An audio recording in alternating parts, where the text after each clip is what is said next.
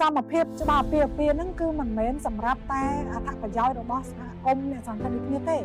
ប៉ុន្តែគឺជាអត្ថប្រយោជន៍រួមរបស់សង្គមជាតិជាពិសេសនេះគឺអត្ថប្រយោជន៍សេដ្ឋកិច្ចប្រាក់ចំណូលបន្ថែមលើវិស័យទេសចរណ៍ហ្នឹងអាចមានពី36ទៅដល់180លានដុល្លារ83ទៅ334លានដុល្លារសហរដ្ឋអាមេរិកនេះជាចំណូលបន្ថែមដែលច្បាប់ចូលរុញបញ្ចូលមកសេដ្ឋកិច្ចនៅក្នុងប្រទេសកម្ពុជាការផាត់ចេញអ្នកស្រឡាញ់ភេទដូចគ្នាហ្នឹងធ្វើឲ្យខាតបង់ផលិតភាពប្រចាំឆ្នាំហ្នឹងរហូតដល់8ទៅ24លានដុល្លារសហរដ្ឋអាមេរិក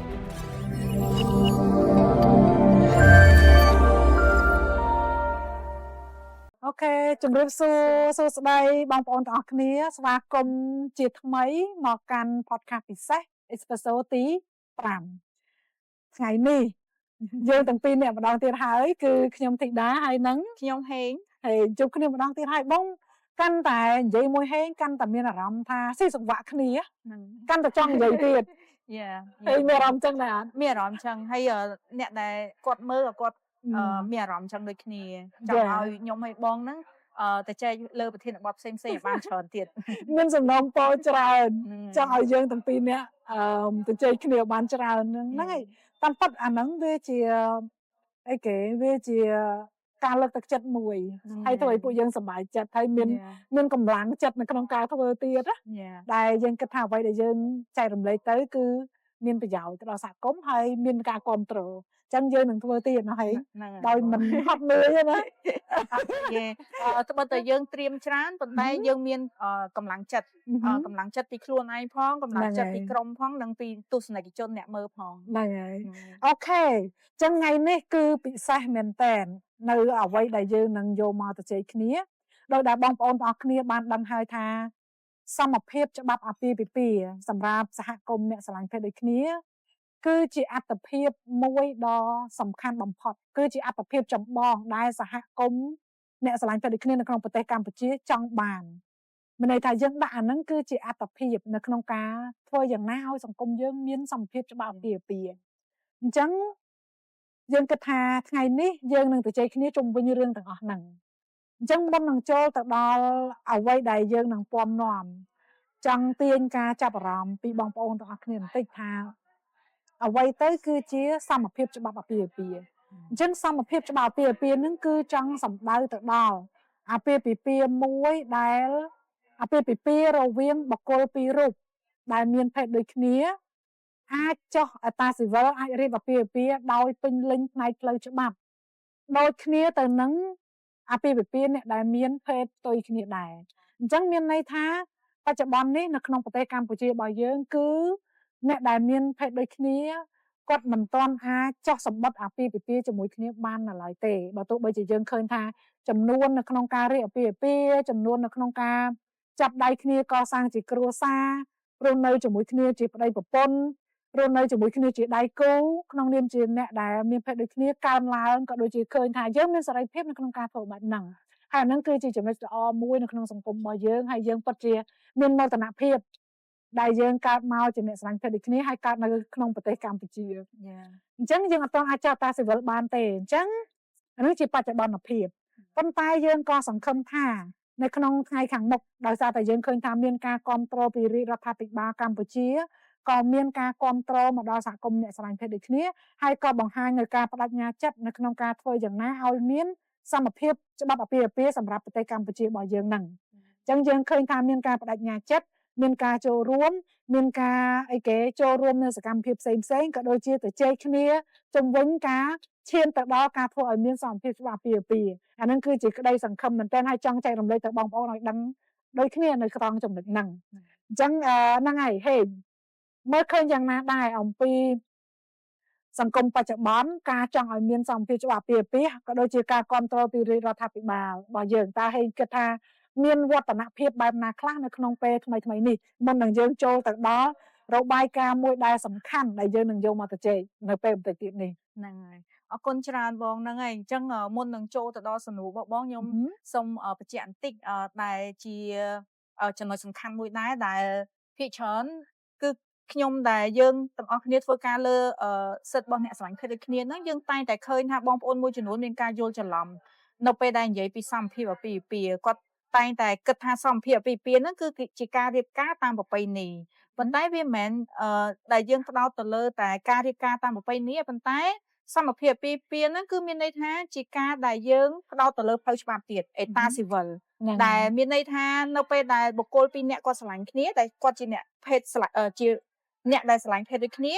ក៏គាត់អាចចុះអេតាស៊ីវិលបានដោយស្របច្បាប់ដែរហ្នឹងដែលយើងហៅថាសមភាពអាពាហ៍ពិពាហ៍អញ្ចឹងសូមឲ្យបងប្អូនកុំមានការយល់ច្រឡំមានន័យថាយើងរៀបអាពាហ៍ពិពាហ៍តាមប្រពៃណីបានហើយប៉ុន្តែយើងត្រូវការអេតាស៊ីវិលទៀតហ្នឹងហើយដើម្បីពេញលេញអញ្ចឹងថ្ងៃនេះពួកយើងទៅជ័យគ្នាជុំវិញសមភាពអាពាហ៍ពិពាហ៍ហើយពួកយើងពិតជា excited យើងរំភើបមែនទែននៅពេលដែលមានរបាយការណ៍មួយដោយដែលបង្ហាញទៅអ្នកទាំងអស់គ្នានេះជារបាយការណ៍ស្រាវជ្រាវមួយរបស់វេទិកាអនាគតនិងសហគមន៍ឥន្ធនូកម្ពុជាហៅកាត់ថារ៉ាអញ្ចឹងស្ថាប័នទាំងពីរនេះគាត់ធ្វើការសិក្សាស្រាវជ្រាវមួយដើម្បីស្វែងយល់និងស្វែងរកថាតើនៅពេលដែលមានសមភាពច្បាប់អាពាហ៍ពិពាហ៍នៅក្នុងប្រទេសកម្ពុជាហ្នឹងផ្ដល់អត្ថប្រយោជន៍សេដ្ឋកិច្ចបែបណាខ្លះនៅក្នុងប្រទេសកម្ពុជាអញ្ចឹងនៅក្នុងរបាយការណ៍នេះនឹងបើកបង្ហាញពីសក្តានុពលទាំងអស់ហ្នឹងគឺជាអត្ថប្រយោជន៍សេដ្ឋកិច្ចនៃសមភាពច្បាប់អាពាហ៍ពិពាហ៍នៅក្នុងប្រទេសកម្ពុជាហើយរបាយការណ៍ហ្នឹងទើបតែឡើងនៅខែកុម្ភៈឆ្នាំ2026ហ្នឹងទេអញ្ចឹងថ្មីមែនតើអញ្ចឹងនៅពេលដែលពួកខ្ញុំទាំងពីរនាក់បានមើលរបាយការណ៍ហ្នឹងគឺយើងមានអារម្មណ៍ថាព័ត៌មាននិងទិន្នន័យនៅក្នុងនេះពិតជាសំខាន់មែនតើអញ្ចឹងធ្វើឲ្យយើងយកមកទៅចែកនៅក្នុងថ្ងៃនេះអញ្ចឹងនៅក្នុងរបាយការណ៍ហ្នឹងគឺគេមាន5ចំណុចដែលគេវិភាគមើលណាដែលគេស្រាវជ្រាវឃើញថា5ចំណុចហ្នឹងដែលនឹងទាញអត្ថប្រយោជន៍សេដ្ឋកិច្ចនៅពេលដែលមានសមភាពច្បាប់អាពាហ៍ពិពាហ៍អញ្ចឹងបើនិយាយឲ្យស្រួលស្ដាប់នៅពេលដែលប្រទេសកម្ពុជាមានសមភាពច្បាប់អាពាហ៍ពិពាហ៍សម្រាប់សហគមន៍អ្នកស្រឡាញ់ភេទដូចគ្នានៅក្នុងរបាយការណ៍នេះគេប៉ាន់ប្រមាណថានឹងទទួលបានផលចំណេញសេដ្ឋកិច្ចហ្នឹងបែបណាដោយរបៀបណាអញ្ចឹងនៅក្នុងនេះគេមាន5ចំណុចអញ្ចឹងចំណុចទី1គឺការជំរុញវិស័យទេសចរណ៍ចំណុចទី2ការទាញវិនិយោគទុននិងជំនាញទេពកោសល្យទី3ការបង្កើនវិស័យឧស្សាហកម្មពិធីមង្គលការទី4ការពង្រឹងគ្រួសារទី5ការធ្វើយ៉ាងណាឲ្យផ្នែកសុខភាពផលិតភាពនិងពាណិជ្ជកម្មការធ្វើឲ្យប្រសើរឡើងនៅផ្នែកសុខភាពផលិតភាពនិងពាណិជ្ជកម្មអញ្ចឹងពួកយើងនឹងទៅចំណុចនីមួយៗអញ្ចឹងសូមចាប់ផ្ដើមពីចំណុចទី1នៅពេលដែលមានសមភាពជាប់អាពាហ៍ពិពាហ៍នៅក្នុងប្រទេសកម្ពុជា2ឆ្នាំក្រោយបន្ទាប់ពីមានសមភាពជាប់អាពាហ៍ពិពាហ៍ហ្នឹងថាតើជំរុញវិស័យទេសចរហ្នឹងមានការជំរុញបែបណានិងមានទទួលបានផលចំណេញអត្ថប្រយោជន៍បែបណាហ្នឹងហើយសូមប្រកល់ឲ្យហេអរគុណច្រើនបងហ្នឹងហើយអញ្ចឹងសូមបញ្ជាក់បងប្អូនតិចថាលើកនេះមកយើងមានកំណត់ហេតុមានអីរៀងច្រើនតិចដោយសារយើងទៅចែកលើរបាយការណ៍ហ្នឹងហើយអញ្ចឹងចំណុចទី1ដូចបងបានលើកឡើងហើយបើសិនជាប្រទេសកម្ពុជាយើងនឹងមានច្បាប់សមភាពអាពាហ៍ពិពាហ៍នៅថ្ងៃខាងមុខអញ្ចឹងអ្នកដែលគាត់ស្រាវជ្រាវហ្នឹងគាត់រកឃើញថាទី1គឺនឹងមានការជំរុញវិស័យទេសចរអញ្ចឹងមានការជំរុញវិស័យទេសចរយ៉ាងណាអញ្ចឹងបើសិនជាយើងដកស្រង់ពីរបាយការណ៍ហ្នឹងគឺទី1គឺគេប៉ាន់ប្រមាណថានឹងមានកំណើនសេដ្ឋកិច្ចក្នុងស្រុកមានន័យថានៅពេលដែលមានសមភាពអាពាហ៍ពិពាហ៍នឹងមានភ្ញៀវទេសចរកើនឡើងអាចថាជាភ្ញៀវទេសចរដែលគាត់ចាប់អារម្មណ៍ហើយនឹងគាត់គិតថាដោយសារគាត់មានអារម្មណ៍ថាប្រទេសយើងមានសុវត្ថិភាពមានបរិយាបន្នមានភាពចម្រុះអញ្ចឹងគាត់នាំគ្នាមកលេងបានច្រើនអញ្ចឹងនៅពេលដែលកំណើនទេសចរកាន់តែច្រើនធ្វើឲ្យសេដ្ឋកិច្ចនៅក្នុងស្រុកយើងហ្នឹងក៏កាន់តែរីកចម្រើនដែរដោយសារអីបងយើងដឹងហើយថានៅពេលដែលមានភ្ញៀវទេសចរច្រើនក៏មានការវិស័យផ្សេងហ្នឹងហើយវិស័យផ្សេងនៅក្នុងស្រុកហ្នឹងកើនឡើងអញ្ចឹងធ្វើឲ្យចំណូលចូលស្រុកយើងហ្នឹងក៏ច្រើនឡើងទី2គឺបង្កើតទីផ្សារថ្មីធម្មតាបើសិនជាមានអ្នកគាត់ជាភ្ញៀវទេសចរមកលេងច្រើនធ្វើឲ្យយើងចាប់ផ្ដើមរកគំនិតច្នៃប្រឌិតបង្កើតអីដែលថ្មីដើម្បីតាក់ទាញពួកគាត់កាន់តែច្រើនហើយបន្ទាប់មកទៀតធ្វើឲ្យកម្ពុជាមានកេរ្តិ៍ឈ្មោះល្បីល្បាញដែរដោយសារអីនៅពេលដែលមានភ្ញៀវទេសចរមកលេងកាន់តែច្រើនកាន់តែបង្ហាញពិភពលោកថាប្រទេសយើងមានសុខសន្តិភាពមានបរិយាបន្នមានភាពចម្រុះដែលធ្វើឲ្យភ្ញៀវទេសចរហ្នឹងពេញចិត្តចង់មកលេងហ្នឹងហើយអញ្ចឹងទាំងអស់ហ្នឹងហើយដែលយើងគិតថាជាចំណុចដែលសំខាន់ធ្វើឲ្យភ្ញៀវទេសចរ ចូលមកលេងនៅស្រុកយើងបន្ទាប់ពីមានច្បាប់សមភាពអាពាហ៍ពិពាហ៍ហើយនៅក្នុងរបាយការណ៍ហ្នឹងបងប្អូនអាចទៅមើលលម្អិតបន្ថែមទៀតប៉ុន្តែខ្ញុំដកស្រង់ពីតួលេខមួយដែលគាត់រកឃើញថាបើសិនជាវិស័យទេសចរកើនឡើងហ្នឹងគឺចំនួនភ្ញៀវអាចកើនឡើងរហូតដល់67000នាក់ទៅ335,000នាក់នឹងអាចកើនឡើងថ្មីហើយប្រាក់ចំណូលបន្ថែមលើវិស័យទេសចរហ្នឹងអាចមានពី36ទៅដល់180លានដុល្លារហ្នឹងហើយការតទ្រង់ការងារហ្នឹងអាចមានពី5000ទៅដល់26000កន្លែងថ្មីបន្ថែមទៀតមានន័យថាការងារនៅក្នុងវិស័យទេសចរបន្ថែមការងារយ៉ាហើយទេសចរអាពាហ៍ពិពាហ៍សម្រាប់អ្នកស្រឡាញ់ភេទដូចគ្នាហ្នឹងចំណូលអាចកើនពី0.7ទៅដល់10.8លានដុល្លារហ្នឹងហើយអញ្ចឹងវាជាតួលេខមួយដែលយើងគិតថាខ្ពស់ហើយទទួលបានផលប្រយោជន៍ច្រើនចូលមកដល់សេដ្ឋកិច្ចប្រទេសកម្ពុជាយើងអញ្ចឹងបងប្អូនដូចខ្ញុំបញ្ជាក់ខ្ញុំបងប្អូនអាចទៅមើលលម្អិតបន្ថែមនៅក្នុងរបាយការណ៍ហ្នឹងទៀតយើងនឹងភ្ជាប់ link ឲ្យហ្នឹងហើយអញ្ចឹងយើងពេលនេះយើងបានទៅជែកគ្នាតាក់ទងជាមួយចំណុចសំខាន់ដែលមាននៅក្នុងរបាយការណ៍អញ្ចឹងយើងចង់ទៅជែកគ្នាចំណុចទី1នឹងដដែលប៉ុន្តែពីការយល់ឃើញរបស់ពួកយើងដែលយើងធ្លាប់ធ្វើការងារទៅលើរឿងសិទ្ធិអ្នកស្រឡាញ់ភេទដូចគ្នាកន្លងមកតើបងយល់មិនដែរចំពោះចំណុចទី1មុននឹងចូលដល់ហើយហ្នឹងបងសូមបញ្ជាក់កន្លែងទេសចរអាពាហ៍ពិពាហ៍បន្តិចទេសចរអាពាហ៍ពិពាហ៍អ្នកស្រឡាញ់ភេទដូចគ្នាហ្នឹងនឹងធ្វើឲ្យយើងទទួលបានប្រាក់ចំណេញចាប់ពី0.7ទៅ10.8លានដុល្លារសហរដ្ឋអាមេរិកទេសចរអាពាហ៍ពិពាហ៍ហ្នឹងមានន័យថាដៃគូភេទដូចគ្នាពីប្រទេសដទៃហ្នឹងគេមករៀបចំពិធីមង្គលការឬក៏រៀបចំការរៀបអាពាហ៍ពិពាហ៍គាត់ហ្នឹងនៅក្នុងស្រុកខ្មែរដូចយើងឥឡូវអញ្ចឹងនៅពេលដែលខ្មែរយើងអត់ទាន់អាចរៀបការអត់ទាន់អាចចោលតាស៊ីវិលឬក៏រៀបពិធីអាពាហ៍ពិពាហ៍ជាមួយគ្នាបានហ្នឹងមានប្រជាជនខ្មែរមួយចំនួនដែលជាដៃគូភេទដូចគ្នាគាត់ទៅរៀបការនៅប្រទេសគេហ្នឹងហើយឥឡូវនឹងមានណាមានអញ្ចឹងយើងឃើញថាមានអ្នកស្រឡាញ់ភេទដូចគ្នាដែលជាប្រជាជនកម្ពុជាហ្នឹងមួយចំនួនគាត់ទៅរៀបការនៅប្រទេសផ្សេងដែលប្រទេសនោះមានច្បាប់អាពាហ៍ពិពាហ៍ហើយអញ្ចឹងនៅក្នុងប្រទេសកម្ពុជារបស់យើងបើសិនជាយើងមានច្បាប់អាពាហ៍ពិពាហ៍យើងជឿថានឹងមានអ្នកដែលមកទេសចរផងគេមករៀបអាពាហ៍ពិពាហ៍នៅក្នុងស្រុកយើងផងអញ្ចឹងតើគេមកច្រើនក៏ចំណូលទៅលើសេដ្ឋកិច្ចយើងច្រើនដែរហ្នឹងហើយអញ្ចឹងនឹងជាផ្នែកមួយនៅក្នុងវិស័យទេសចរដែរគឺទេសចរអាពាហ៍ពិពាហ៍ដែលយើងហៅនៅក្នុងរបាយការណ៍ហ្នឹងអញ្ចឹងហ្នឹងហើយខ្ញុំសូមចូលទៅចំណុចបន្ថែមបើយើងគិតងាយណាហេងមិញយើងថាទេសចរ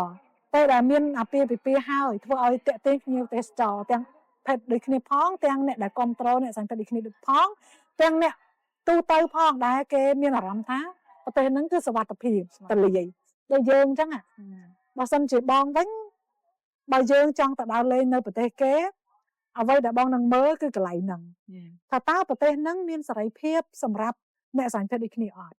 ព្រោះយើងគឺជាអ្នកសង្កេតដូចគ្នាហើយយើងទៅក្នុងជាមួយនឹងដៃគូរបស់យើងទៅជាគ្រួសាររបស់យើងអញ្ចឹងយើងចង់ទៅកន្លែងណាដែលយើងមានសេរីភាពយើងដើរកាន់ដៃគ្នាក្នុងនាមជាដៃគូយើង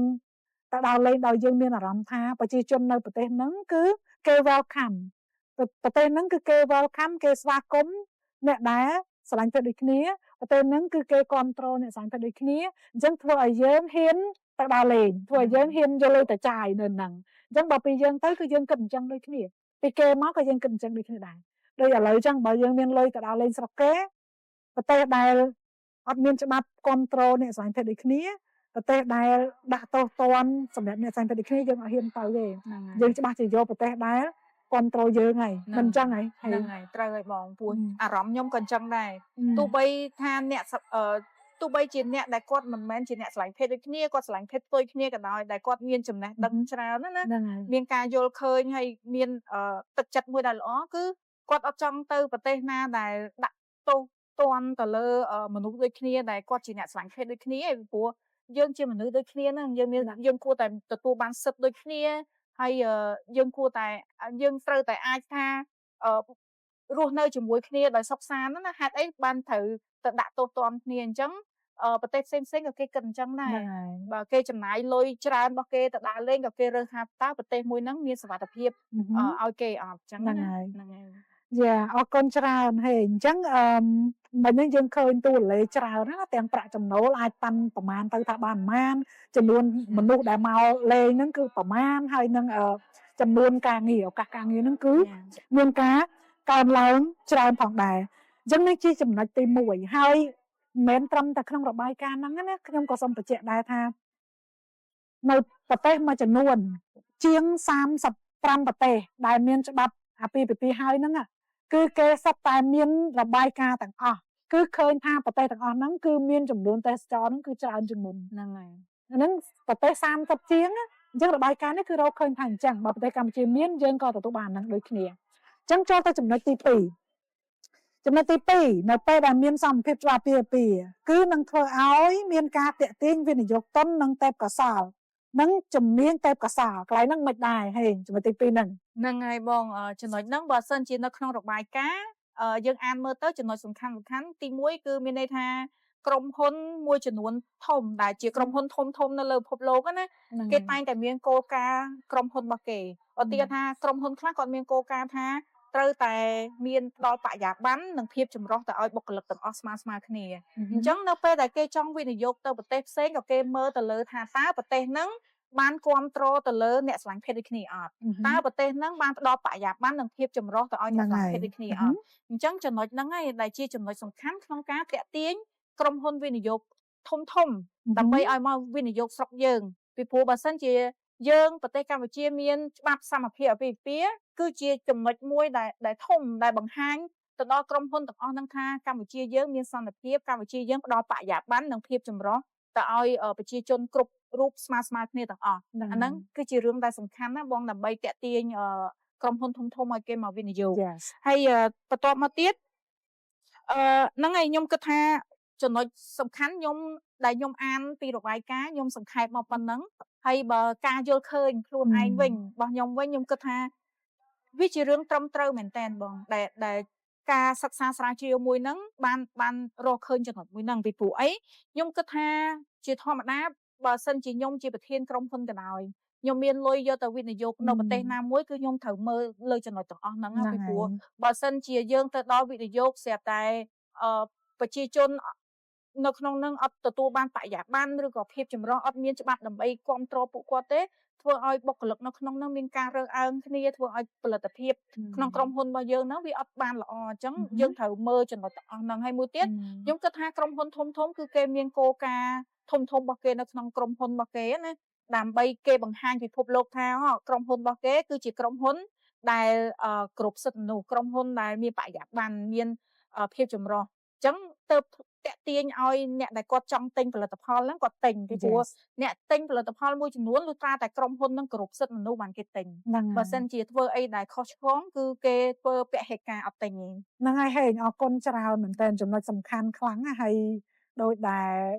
អត្តភាពនៅក្នុងស្រុកយើងបច្ចុប្បន្នអញ្ចឹងណាយើងចង់ឲ្យមានការវិនិយោគទុនពីបរទេសហ្នឹងឲ្យកាន់តែច្រើនដើម្បីជួយឲ្យមានឱកាសការងារច្រើននិងជួយទៅដល់សេដ្ឋកិច្ចប្រជាពលរដ្ឋរបស់យើងអញ្ចឹងចំណុចសំខាន់មួយទៀតដែលបងចង់បន្ថែមបន្តិចដែរក្រៅពីការវិនិយោគទុនហ្នឹងគឺតាក់ទាញជំនាញទេពកោសល្យដែរនៅក្នុងរបាយការណ៍ហ្នឹងនៅក្នុងចំណុចទី2ហ្នឹងដូចគ្នាជំនាញទេពកោសល្យហ្នឹងមានន័យថានៅពេលដែលនរណាម្នាក់ឬក៏បុគ្គលិកដែលគាត់មានចំណេះជំនាញគាត់ប្រកែគាត់មានទេពកោសល្យព្រោះអ្នកប្រកែអ្នកមានទេពកោសល្យមិនមែនសត្វតែអ្នកស្រឡាញ់ភេទផ្ទុយគ្នាទាំងអស់ទេយើងមានអ្នកស្រឡាញ់ភេទដូចគ្នាដែលប្រកែច្រើនណាជំនាញរបស់គាត់ចំណេះរបស់គាត់គឺមានច្រើនមែនតើប៉ុន្តែតើគាត់អាចបញ្ចេញហើយគាត់អាចធ្វើការយកចំណេះជំនាញរបស់គាត់ហ្នឹងមកជួយដល់ស្ថាប័នយើងបានដែរឬទេបើសិនបើស្ថាប័នរបស់យើងអត់មានគោលការណ៍ការពារគោលការណ៍មិនរើសអើងចំពោះសហគមន៍អ្នកសង្ឃិតដូចគ្នាប្រកាសជាមិនបានទេអញ្ចឹងនៅពេលដែលយើងស្ថាប័នមួយមានច្បាប់មានការគ្រប់គ្រងមានការការពារមិនរើសអើងអ្នកសង្ឃិតដូចគ្នាធ្វើឲ្យអ្នកសង្ឃិតដូចគ្នាដែលមានចំណេះនិងជំនាញមានទេពកោសល្យហ្នឹងគាត់អាចបញ្ចេញនៅសក្តានុពលរបស់គាត់ហ្នឹងឲ្យអស់ពីសមត្ថភាពទៅដល់ស្ថាប័នដែលគាត់កំពុងធ្វើការអញ្ចឹងមានន័យថាវាជួយដល់រឿងទាំងអស់ហ្នឹងផងដែរទាំងឲ្យយើងទទួលបានបុគ្គលិកល្អបុគ្គលិកប្រកែគេចូលមកធ្វើការនៅក្នុងស្ថាប័នរបស់យើងដូចយើងឃើញឥឡូវអញ្ចឹងមានអ្នកស្រឡាញ់ភេទដូចគ្នាមួយចំនួនដែលគាត់ប្រកែគាត់មានចំណេះគាត់មានជំនាញប៉ុន្តែគាត់ទៅធ្វើការនៅក្រៅប្រទេសហ្នឹងគាត់ទៅប្រទេសណាដែលមានច្បាប់គ្រប់គ្រងសហគមន៍អ្នកស្រឡាញ់ភេទដូចគ្នាអញ្ចឹងយើងស្ដាយនៅក្នុងនាមជាប្រទេសមួយនៅពេលដែលពលរដ្ឋដែលគាត់ប្រកែ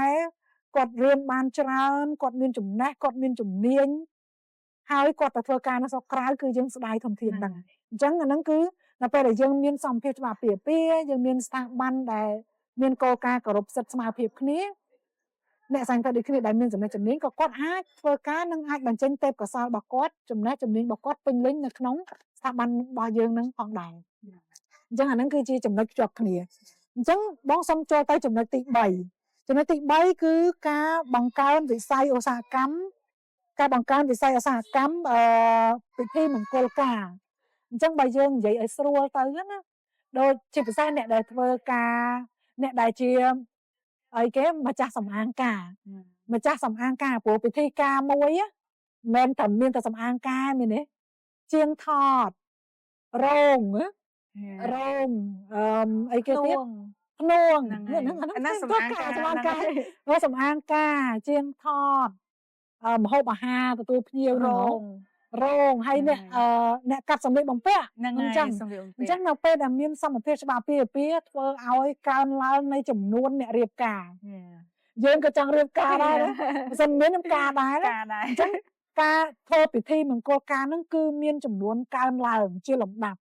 ឧទាហរណ៍ថាមួយឆ្នាំហ្នឹងភ្នួងការហ្នឹងគាត់ទទួលភ្ញៀវបាន500គូស្រាប់តែមានច្បាប់ពាមកបានថែម500គូទៀតអញ្ចឹង1000គូចា1000គូអញ្ចឹងមានការចាយលុយពីគ្រួសារពីដៃគូដែលសាញ់ភេទដូចគ្នាហ្នឹងគាត់រៀបពិធីមង្គលការ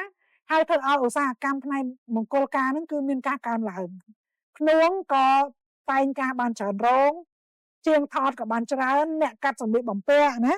វិស័យកាត់ដេរកាត់សម្លៀកបំពាក់តាស៊ីកាហ្នឹងក៏ច្រើនអញ្ចឹងស្អីផ្សេងដែលពាក់ព័ន្ធទៅនឹងឧស្សាហកម្មមង្គលការហ្នឹងគឺមានចំនួនកើនឡើងដោយនៅក្នុងនេះដូចជាមានរបាយការណ៍ដែរហ្នឹងហើយនៅក្នុងនេះដូចជាមានតួលេខនៅក្នុងហ្នឹងគេប៉ាន់ប្រមាណមានសេណារីយ៉ូដែលប៉ាន់ប្រមាណថាកំណើនប្រាក់ចំណូលពីការរៀបពិធីមង្គលការក្នុងស្រុកនៅក្នុងប្រទេសកម្ពុជា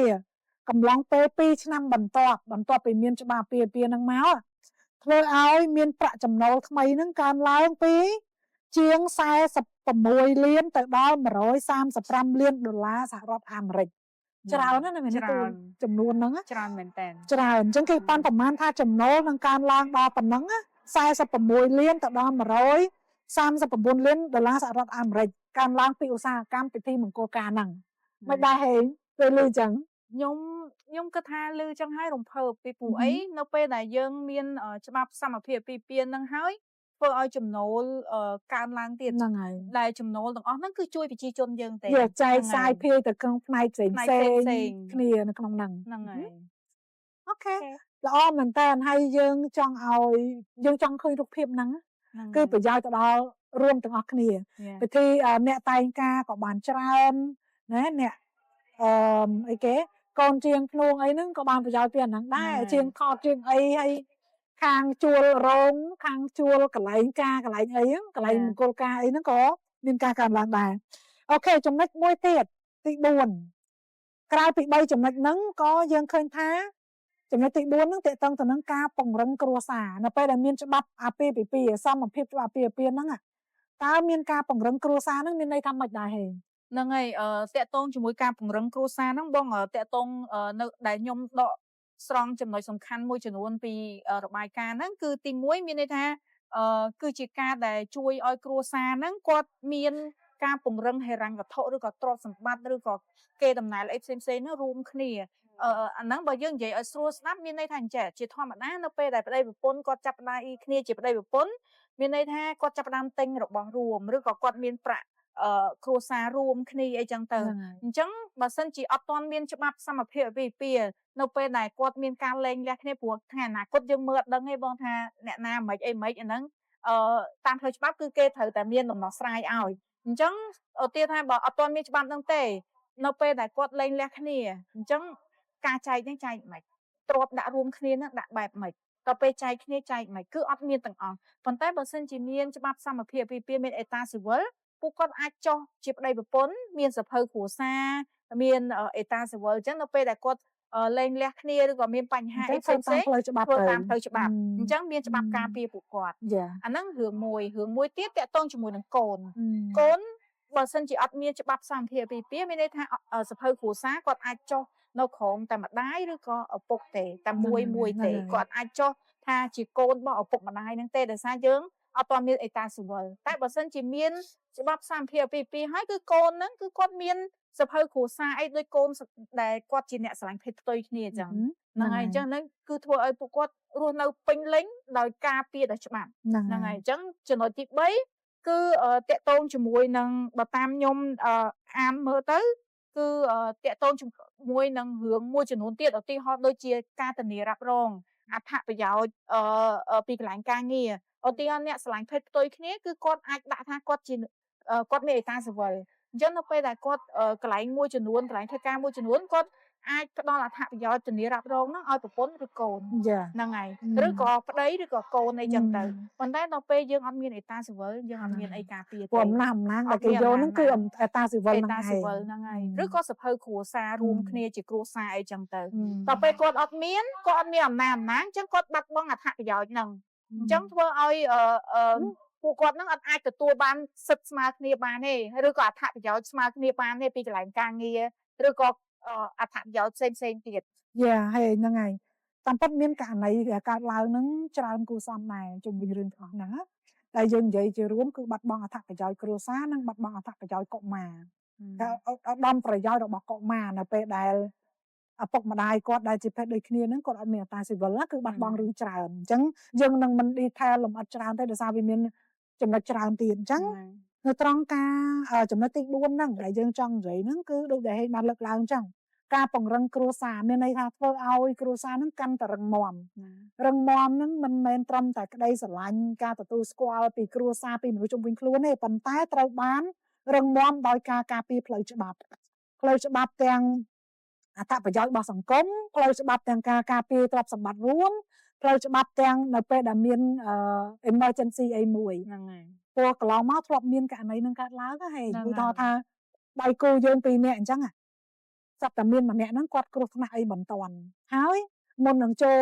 បន្ទប់វះកាត់ឬក៏សង្គ្រោះបន្ទាន់អីគឺឲ្យមាននរណាម្នាក់ធានាហើយធ្លាប់មានករណីដែលកើតឡើងហ្នឹងគឺគាត់ជាដៃគូរស់នៅមួយគ្នាមួយថ្ងៃដូចជាប្តីប្រពន្ធអញ្ចឹងប៉ុន្តែពេលដែលអាសន្នមែនតើគឺគាត់មិនអាចចាំបីតែផ្ដិតមេដៃធានាឲ្យដៃគូគាត់ពីព្រោះតាមផ្លូវច្បាប់គាត់អត់ត្រូវជាអីរងចាំឲ្យគ្រួសាររបស់អ្នកដែលជំងឺហ្នឹងមកដល់សិនអញ្ចឹងធ្វើឲ្យពេលវេលាហ្នឹងធ្វើឲ្យម្នាក់ទៀតដែលគាត់មិនឈឺហ្នឹងមិនមែនអ្នកជំងឺហ្នឹងគាត់មានអារម្មណ៍គាត់បាក់ទឹកចិត្តខ្លាំងគាត់ឈឺចាប់ខ្លាំងអញ្ចឹងទាំងអស់ហ្នឹងវាមានរឿងច្រើននៅជុំវិញរឿងទាំងអស់ហ្នឹងអញ្ចឹងនៅពេលដែលមានសម្ភារច្បាប់ពីពីគឺពង្រឹងគ្រួសារហ្នឹងគឺបានច្រើនផ្នែកមែនតើអញ្ចឹងយើងសូមសង្ខេបតែប៉ុណ្ណឹងអញ្ចឹងនៅក្នុងហ្នឹងគឺមានការចង្អុលបង្ហាញដែរអំពីកំណើននៅក្នុងការចំណាយណាហ្នឹងហើយអញ្ចឹងចំណុចហ្នឹងគឺគេប៉ាន់ប្រមាណឃើញថាកំឡុងពេល2ឆ្នាំបន្ទាប់ពីការទទួលស្គាល់សម្ភារៈពាច្បាប់ពានៅក្នុងប្រទេសកម្ពុជាហ្នឹងធ្វើឲ្យមានកំណើនក្នុងការចំណាយរបស់គ្រួសារហ្នឹងគឺចាប់ពី 0.3 ទៅដល់ 4.5 លានដុល្លារសហរដ្ឋអាមេរិកការចំណើនក្នុងការចំណាយមានន័យថាគ្រួសារហ្នឹងគាត់ចំណាយលុយអញ្ចឹងយើងនិយាយមិននិយាយចំណូលឥឡូវមិនបាននិយាយចំណាយអញ្ចឹងបើយើងនិយាយពីសេដ្ឋកិច្ចពេលដែលមនុស្សបង្កើនចំណាយហ្នឹងគឺជាការបង្ហាញពីសេដ្ឋកិច្ចល្អហើយអញ្ចឹងនៅពេលដែលប្រជាជនឬក៏គ្រួសារគាត់បង្កើនការចំណាយគឺមានទាំងចំណូលមានទាំងចំណាយអញ្ចឹងប្រព័ន្ធសេដ្ឋកិច្ចពេលដែលប្រជាជនចំណាយច្រើនអាហ្នឹងគឺជា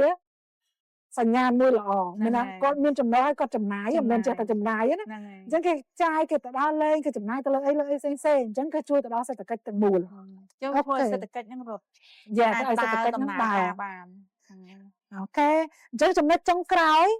ចំណុចទី5គឺការធ្វើឲ្យប្រសើរឡើងផ្នែកសុខភាពផលិតភាពនិងពាណិជ្ជកម្មចំណុចនេះគឺសំខាន់មែនតើឥឡូវសូមទៅពីផ្នែកសុខភាពមុនគេមើលឃើញថានៅពេលដែលសង្គមមួយមិនមានការគ្រប់គ្រងដល់សហគមន៍អ្នកសង្ឃដូចគ្នាសង្គមមួយមានការរើសអើងមានការផាត់ចេញសហគមន៍អ្នកសង្ឃដូចគ្នា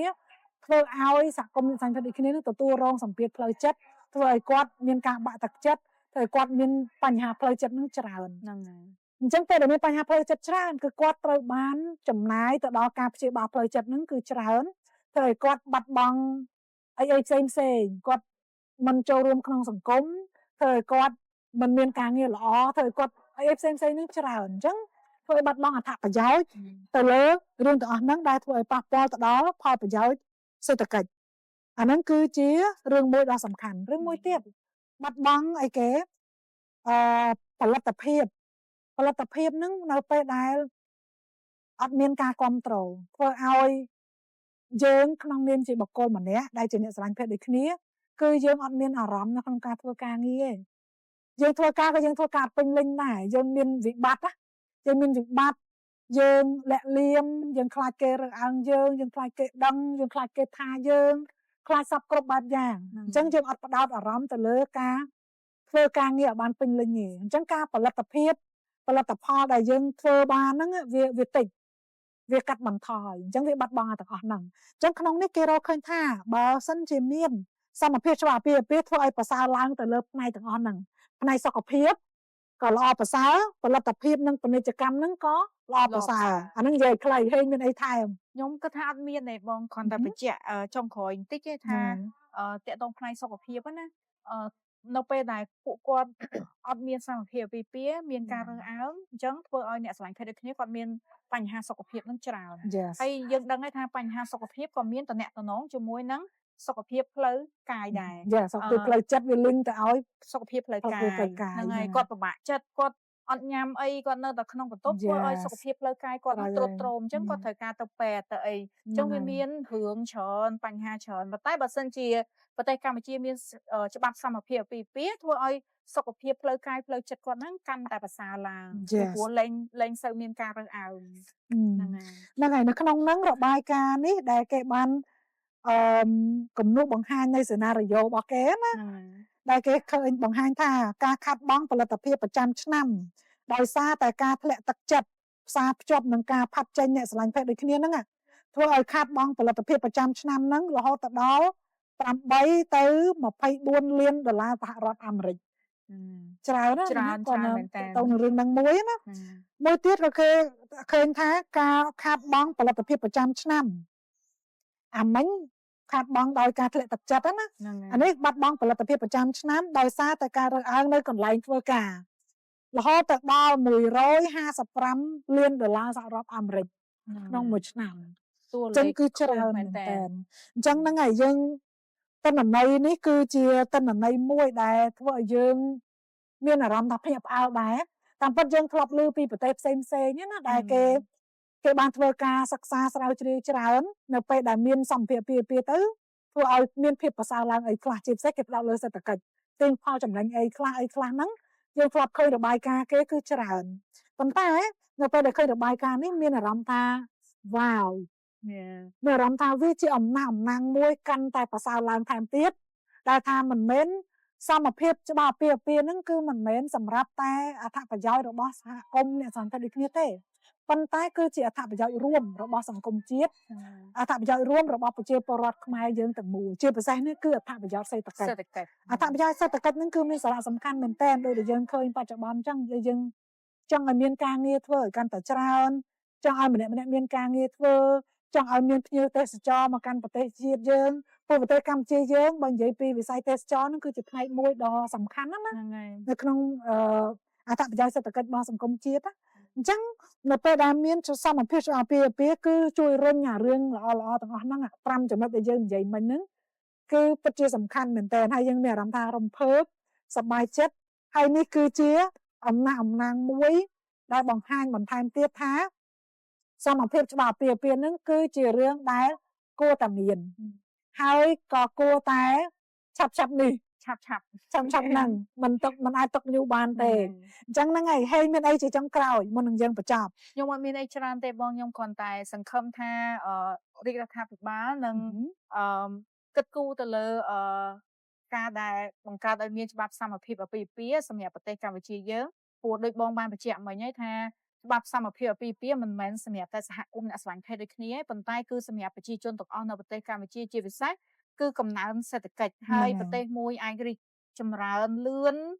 ឆាប់រហ័សគឺ សេដ្ឋកិច្ចគឺជាផ្នែកមួយដែលសំខាន់បំផុតហ្នឹងហើយ ហើយមានការចូលរួមពីមនុស្សគ្រប់រូប ហ្នឹងហើយ នៅក្នុងសង្គម ហ្នឹង ដោយមិនមានការផាត់ចេញ ហ្នឹងហើយ បើសិនជាមានការផាត់ចេញមានអ្នកស្រឡាញ់គាត់ដូចគ្នាមួយចំនួនគាត់អាចចូលរួមក្នុងសង្គមហ្នឹងបាន ហ្នឹង ទេ ហើយ ឬក៏អ្នកស្រឡាញ់គាត់ដូចគ្នាដែលគាត់មានចំណេះជំនាញគាត់ទៅធ្វើការនៅស្រុកគេបាត់ ហ្នឹង ហើយ ហើយ អញ្ចឹង ចឹង ណា បាត់បង់ផលិតភាព ចាយើងបាត់បង់អត់ ចុះថយសេដ្ឋកិច្ច ហ្នឹង ហ្នឹ ហើយ ងហើយ បងសុំថែមបន្តិចបងភ្លេច ហ្នឹងហើយ ភ្លេចចំនួនតួលេខសរុបអញ្ចឹងខ្ញុំសូមត្រឡប់ថយក្រោយបន្តិចអញ្ចឹងយើងនិយាយមិញ5ចំណុចដែលទាញអត្ថប្រយោជន៍សេដ្ឋកិច្ចណាអញ្ចឹងយើងសរុបទាំង5ហ្នឹងបន្ទាប់ពី2ឆ្នាំនៃសមភាពច្បាប់អាពាហ៍ពិពាហ៍ក្នុងប្រទេសកម្ពុជានៅពេលដែលមានហើយណាធ្វើឲ្យនៅក្នុងរបាយការណ៍នេះគេប៉ាន់ប្រមាណទាំង5ផ្នែកមិញហ្នឹង5ផ្នែកមិញហ្នឹងគឺនឹងអាចកើនឡើងរហូតទៅដល់83ទៅ334លានដុល្លារសហរដ្ឋអាមេរិកនេះជាចំណូលបន្ថែម ហ្នឹង ដែលច្បាប់ចូលរុញបញ្ចូលមកសេដ្ឋកិច្ចនៅក្នុងប្រទេសកម្ពុជាអញ្ចឹងតួលេខនេះគឺច្រើនហើយចំនួនដែលប៉ាន់ប្រមាណនេះនឹងរុញទៅផ្នែកផ្សេងៗដែលពាក់ព័ន្ធដែលយើងនិយាយមិញអញ្ចឹងអានេះជាតួលេខសរុបហើយដូចបានបញ្ជាក់អញ្ចឹងអ្នកនរគ្នាអាចចូលទៅមើលរបាយការណ៍នេះលម្អិតប៉ុន្តែយើងសង្ខេបទេអញ្ចឹងរបាយការណ៍លម្អិតហ្នឹងពួកយើងនឹងដាក់ link ឲ្យអ្នកនរគ្នាអាចចូលទៅអានបន្ថែមអញ្ចឹងអរគុណច្រើនអញ្ចឹងពីបងទៅគឺមានតែប៉ុណ្្នឹងហើយមានអីបន្ថែមទេមុននឹង អត់មានទេបង អញ្ចឹងហ្នឹងហើយថ្ងៃនេះដូចដែលបានបច្ចេកច្រើនមកដែរហ្នឹងគឺពួកយើងបង្ហាញពីរបាយការណ៍នេះបង្ហាញពីអ្វីដែលបានរកឃើញអំពីអត្ថប្រយោជន៍សេដ្ឋកិច្ចនៅពេលដែលមានសម្ភារច្បាប់អាពាហ៍ពិពាហ៍នៅក្នុងប្រទេសកម្ពុជាអញ្ចឹងសង្ឃឹមថាជាព័ត៌មានមួយជាទិន្នន័យមួយទៅឲ្យបងប្អូនអ្នកសាញ់ផាត់ដូចគ្នាដែលបានដឹងក៏ដូចជាសង្គមទាំងមូលឲ្យបានឃើញផងដែរពួកយើងគិតថាទិន្នន័យនេះគឺសំខាន់មែនទែនអញ្ចឹងហើយបានជាយើងយកមកជជែកគ្នានៅក្នុងថ្ងៃនេះពួកយើងក៏សប្បាយចិត្តហើយសង្ឃឹមថាអ្នកទាំងអស់គ្នាក៏សប្បាយចិត្តដែរនៅពេលដែលឮរបាយការណ៍ហ្នឹងហើយសង្ឃឹមថាវានឹងក្លាយជាការពិតនៅក្នុងពេលឆាប់ៗហ្នឹង ហ្នឹងហើយ ហ្នឹងហើយអញ្ចឹងពីពួកយើងpodcastនេះគឺមានតែប៉ុណ្ណឹងហើយសង្ឃឹមថាជាផ្នែកមួយជាទិន្នន័យជាអំណាងមួយបន្ថែមទៀតដើម្បីរុញទៅដល់ការធ្វើឲ្យមានសមភាពច្បាប់អាពាហ៍ពិពាហ៍នៅក្នុងប្រទេសកម្ពុជាបានកាន់តែឆាប់រហ័សកាន់តែទៅមុខបន្ថែមទៀតមិនអញ្ចឹងហេ ហ្នឹងហើយត្រូវហើយបង អូខេអញ្ចឹងអរគុណច្រើន អរគុណច្រើន អរគុណច្រើនហេងអរគុណច្រើនអ្នកទាំងអស់គ្នាហើយអរគុណទៅដល់អ្នកដែលបានធ្វើរបាយការណ៍នឹងដែរធ្វើការសិក្សាស្រាវជ្រាវអំពីវេទិកាអនាគតក៏ដូចជាសហគមន៍ឥន្ទនូកម្ពុជាកតរកដែលយើងបានរកឃើញនៅទិន្នន័យទាំងអស់ហ្នឹងអញ្ចឹងអរគុណច្រើនជម្រាបលាជួបគ្នានៅក្នុង podcast ក្រោយៗទៀតអូខេបាយបាយ